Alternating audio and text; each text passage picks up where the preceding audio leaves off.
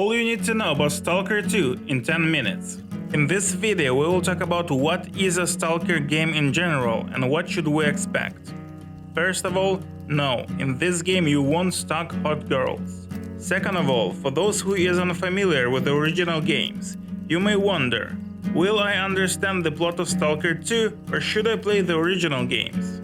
The answer is no, you won't play as the character from the original games, so the story will be as new to you as it is for your character. Thus, you'll learn all you need to know about the world, the plot and the lore naturally. You're not expected to know the plot of the original games. The original games are very old and might traumatize unprepared gamers. I would recommend to try out the second game first, and if you like it, then maybe try out the original games, why not? Third thing you need to know, and it is the most important in Stalker 2. As the original game, Stalker 2 is a survival shooter, and the word survival comes first, and the word shooter comes second. That means that you probably will die a lot, and you need to be prepared that it is a hardcore game. The bullets won't always fly at the center of your scope, if your gun is shitty, or your gun might be even damaged. So the most important thing in the game is your equipment, like guns, armor, attachments to your weapons and artifacts. Well, what are artifacts, you may wonder? Think of artifacts as talismans from Elden Ring. Basically, you can equip those artifacts and they give you some effects. For example, increase endurance and stuff like that. The second most important thing in the game is your knowledge. Meaning, you need to be aware of the dangers of the zone. You need to be wary of anomalies. Be cautious around them. You need to take care of your character and to know how to deal with the mutants of the zone. There are no levels, perks or abilities to learn, only equipment and your knowledge. Frankly, for me, it's so refreshing. I got tired that every game has some sort of levels, crafting, perks, materials, resources, etc. It is okay to have that in an RPG, like Dragon Age or the Elder Scrolls, but nowadays it is in all games, or so it seems. It was cool and innovating in the early 2000s, but for me it is frustrating nowadays, because it makes games less about gameplay and more about interacting with UI, user interface, which is not fun. Now, we have talked about what you need to know to survive in the zone. Now let's talk about what is the zone. What is a Stalker game about anyway? And then we will talk about why I think Stalker 2 might be the game of the year. Now, what is that zone? A real place in the real world. Chernobyl Exclusion Zone is a zone around Chernobyl nuclear power plant. It blew up almost 40 years ago, and a lot of radiation got out, so that's the real zone. The zone in the game is set in the same place, but besides radiation features a lot of mutants and anomalies that can be very deadly. But in the game, anomalies and artifacts did not appear because of the nuclear disaster. I won't tell you what caused it, let it be something that you'll learn through the game. I think the plot of the game will have something to do with it. Now, Stalker 2 is an open-world survival shooter.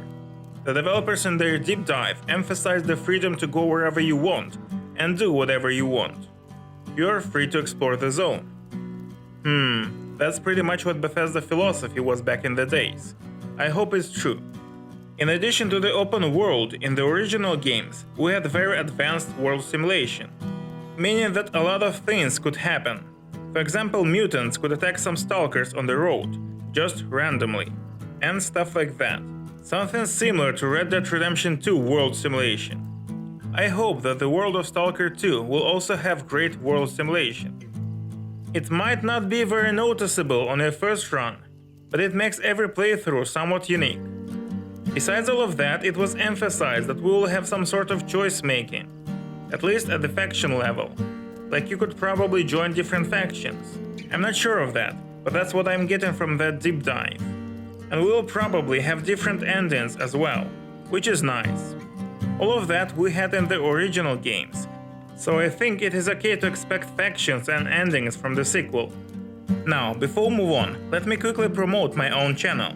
On it, there are a lot of videos on a broad variety of video game topics, like for example a video about The Witcher 4, a lot of Bethesda related videos like a discussion about the Elder Scrolls 6, or a video about how to fix Starfield, so subscribe to the channel to not miss them.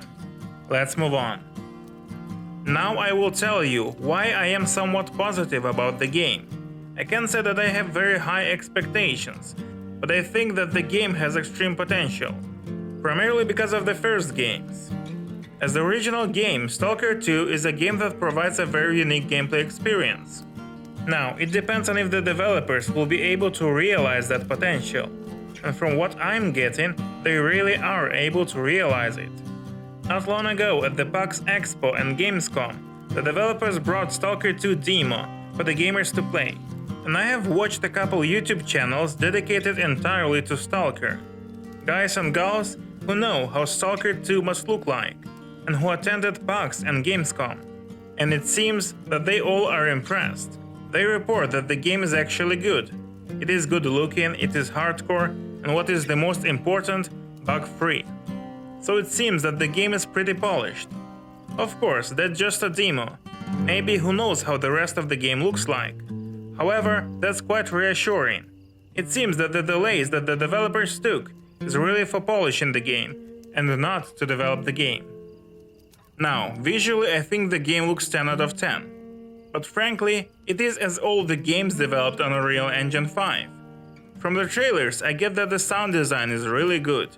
I would give it a 9 or even a 10 out of 10.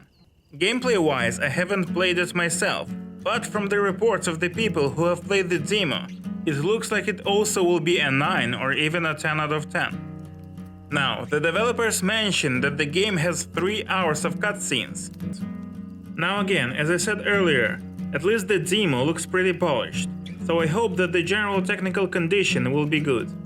Now, the plot of the game is a mystery, so we can't know anything for sure. We can only hope that it is gonna be good. So, from all the information that we have available, from trailers and demo, we can expect a 9 out of 10 game. I'm not gonna say that it's gonna be a 10 out of 10, because I rate games based on their potential. So, a 10 out of 10 game for me is a game that can't be better, can't be improved. That's by the way why I think Black Myth: Wukong isn't a 10 out of 10, how many people claim it to be. Because there are a lot of things that can be improved in Black Myth: Wukong.